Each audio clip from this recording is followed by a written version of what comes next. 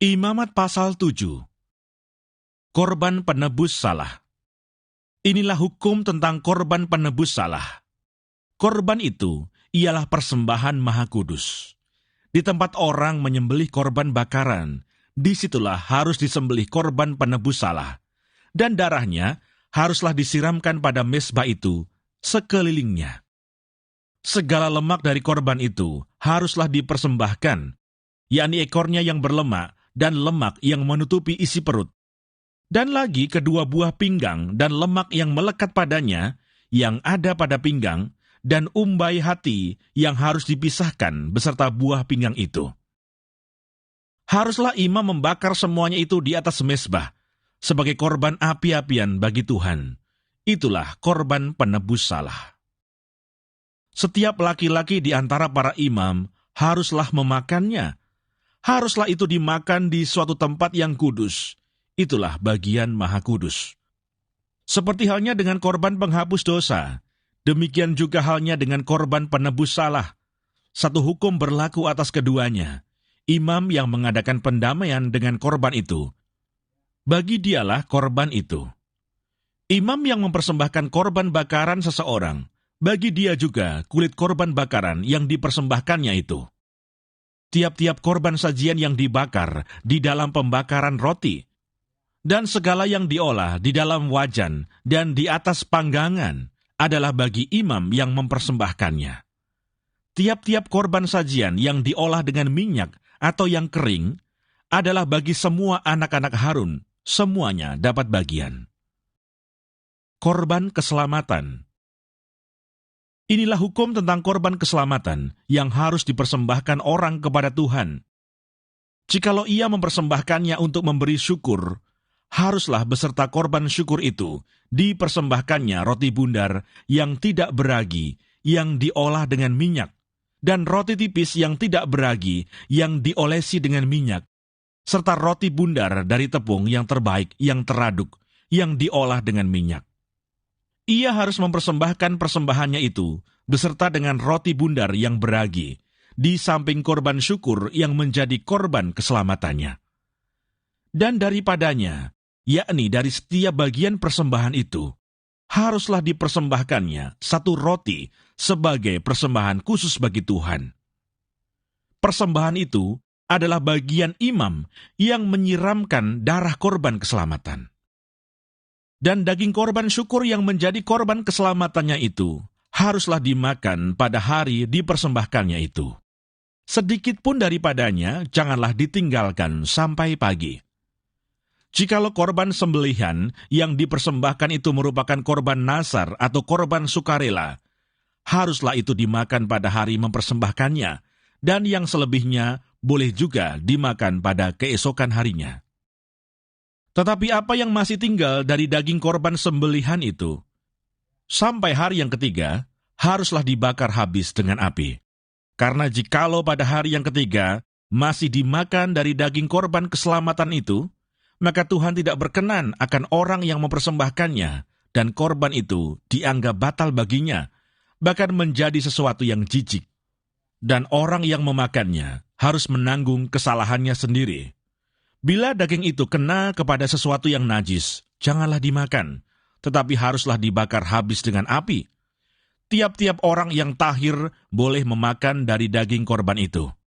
Tetapi seseorang yang memakan daging dari korban keselamatan yang untuk Tuhan, sedang ia dalam keadaan najis, haruslah nyawa orang itu dilenyapkan dari antara bangsanya.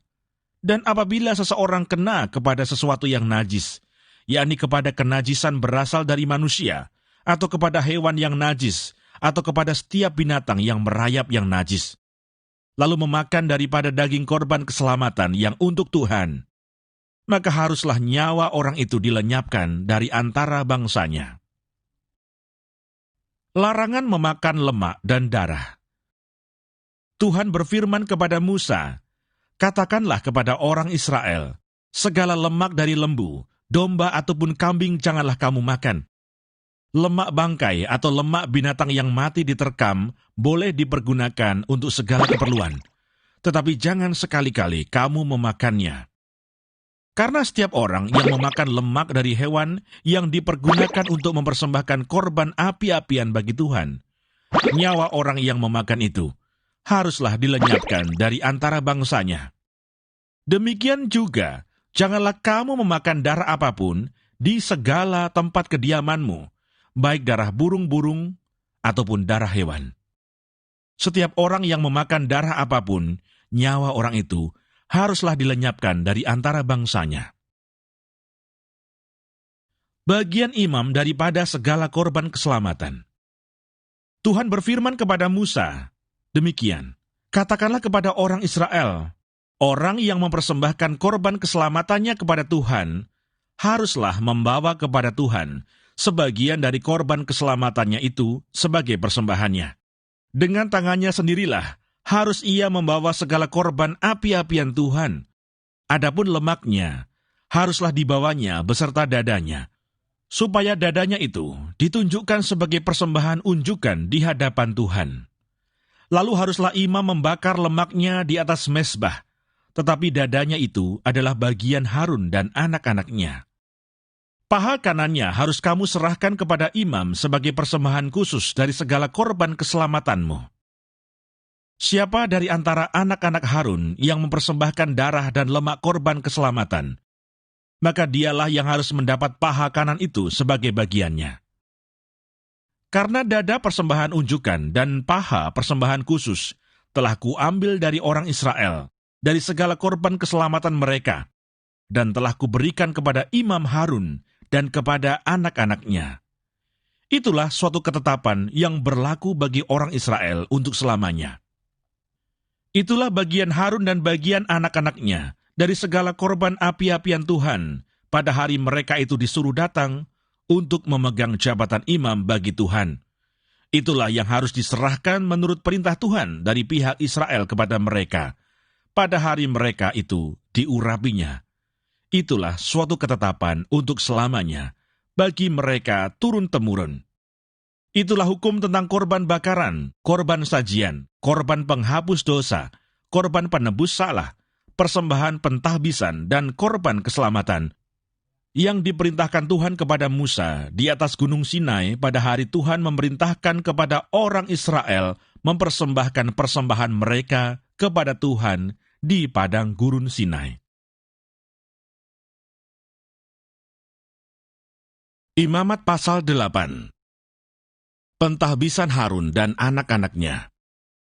Tuhan berfirman kepada Musa, "Panggillah Harun dan anak-anaknya bersama-sama dengan dia, dan ambillah pakaian-pakaian, minyak urapan, dan lembu jantan korban penghapus dosa, 2 domba jantan dan bakul berisi roti yang tidak beragi. Lalu suruhlah berkumpul segenap umat ke depan pintu kemah pertemuan." Musa melakukan seperti yang diperintahkan Tuhan kepadanya, lalu berkumpullah umat itu di depan kemah pertemuan. Berkatalah Musa kepada umat itu, "Inilah firman yang diperintahkan Tuhan untuk dilakukan." Lalu Musa menyuruh Harun dan anak-anaknya mendekat, dan dibasuhnyalah mereka dengan air. Sesudah itu dikenakannya kemeja kepadanya, diikatnya ikat pinggang, dikenakannya gamis, dikenakannya baju efod, diikatnya sabuk baju efod, dan dikebatkannya sabuk itu kepadanya. Dikenakannya tutup dada kepadanya, dan dibubuhnya di dalam tutup dada itu Urim dan Tumim. Kemudian ditaruhnyalah serban di kepalanya, dan di atas serban itu di sebelah depan ditaruhnyalah patam emas, yakni jamang yang kudus, seperti yang diperintahkan Tuhan kepada Musa. Musa mengambil minyak urapan, lalu diurapinya kemah suci serta segala yang ada di dalamnya, dan dikuduskannya semuanya itu. Dipercikannya sedikit dari minyak itu ke mezbah 7 kali, dan diurapinya mezbah itu serta segala perkakasnya, dan juga bejana pembasuhan serta alasnya untuk menguduskannya. Kemudian dituangkannya sedikit dari minyak urapan itu ke atas kepala Harun, dan diurapinya dia untuk menguduskannya. Musa menyuruh anak-anak Harun mendekat, lalu dikenakannya kemeja kepada mereka, diikatnya ikat pinggang, dan dililitkannya destar seperti yang diperintahkan Tuhan kepada Musa.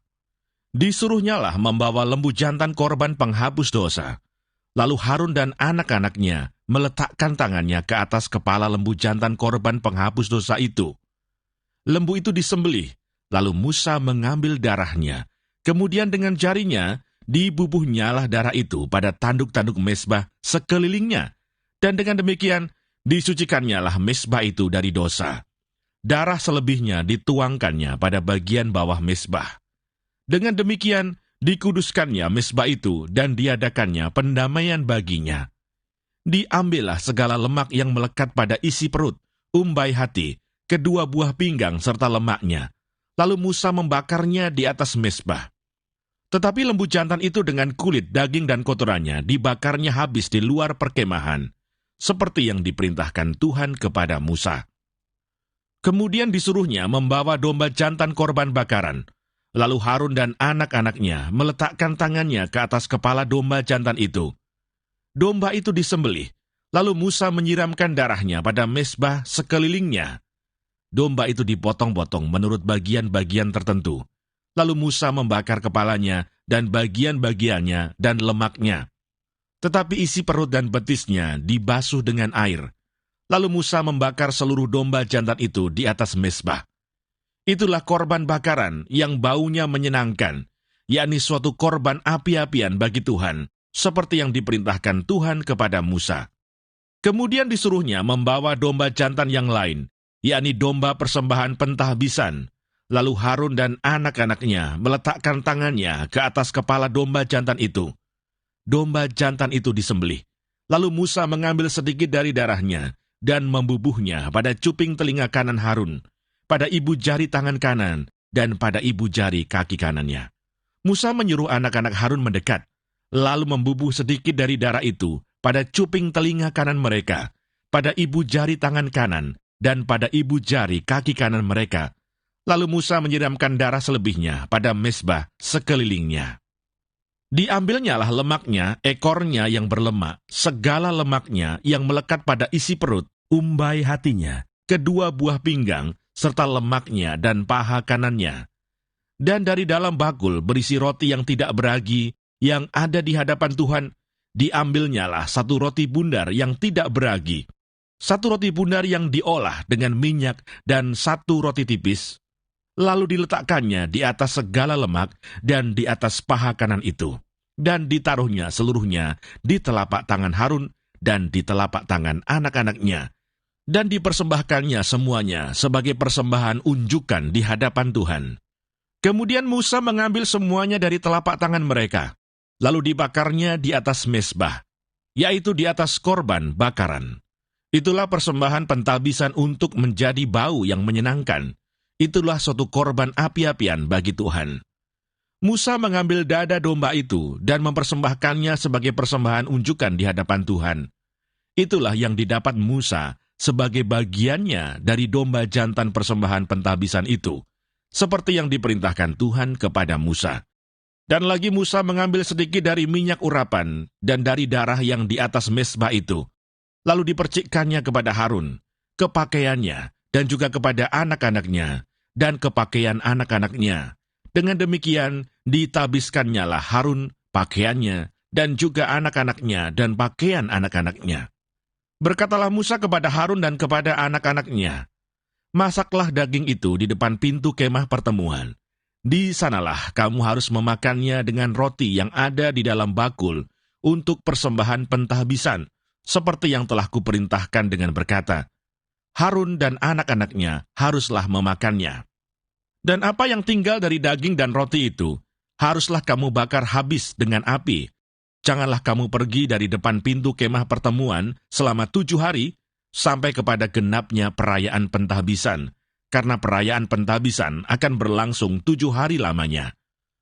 Seperti yang diperbuat pada hari ini, demikian juga diperintahkan Tuhan, kamu perbuat kelak untuk mengadakan pendamaian bagimu.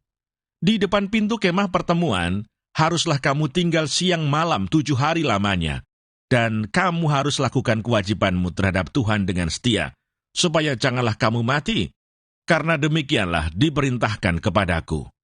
Maka Harun dan anak-anaknya melakukan segala firman yang diperintahkan Tuhan dengan perantaraan Musa. Imamat pasal 9. para imam menerima jabatannya. Pada hari yang ke-8, Musa memanggil Harun serta anak-anaknya dan para tua-tua Israel, lalu berkatalah ia kepada Harun, "Ambillah bagimu sendiri seekor lembu muda untuk korban penghapus dosa, dan seekor domba jantan untuk korban bakaran, kedua-duanya yang tidak bercela, kemudian persembahkanlah itu di hadapan Tuhan. Dan kepada orang Israel haruslah engkau berkata begini, ambillah seekor kambing jantan untuk korban penghapus dosa, dan seekor anak lembu, dan seekor domba, masing-masing berumur setahun dan yang tidak bercela untuk korban bakaran. Dan lagi seekor lembu dan seekor domba jantan untuk korban keselamatan, supaya dikorbankan di hadapan Tuhan, dan korban sajian yang diolah dengan minyak. Karena pada hari ini, Tuhan akan menampakkan diri kepadamu." Kemudian dibawa merekalah apa yang diperintahkan Musa ke kemah pertemuan. Lalu mendekatlah segenap umat itu dan berdiri di hadapan Tuhan. Kata Musa, "Inilah firman yang diperintahkan Tuhan kamu perbuat, agar kemuliaan Tuhan tampak kepadamu."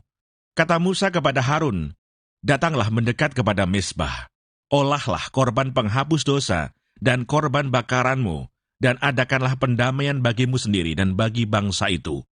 Sesudah itu olahlah persembahan bangsa itu dan adakanlah pendamaian bagi mereka, seperti yang diperintahkan Tuhan." Maka mendekatlah Harun kepada mezbah, dan disembelihnyalah anak lembu yang akan menjadi korban penghapus dosa baginya sendiri. Anak-anak Harun menyampaikan darah lembu itu kepadanya, dan Harun mencelupkan jarinya ke dalam darah itu, dan membubuhnya pada tanduk-tanduk mezbah. Darah selebihnya dituangkannya pada bagian bawah mezbah. Lemak, buah pinggang, dan umbai hati dari korban penghapus dosa itu dibakarnya di atas mezbah, seperti yang diperintahkan Tuhan kepada Musa.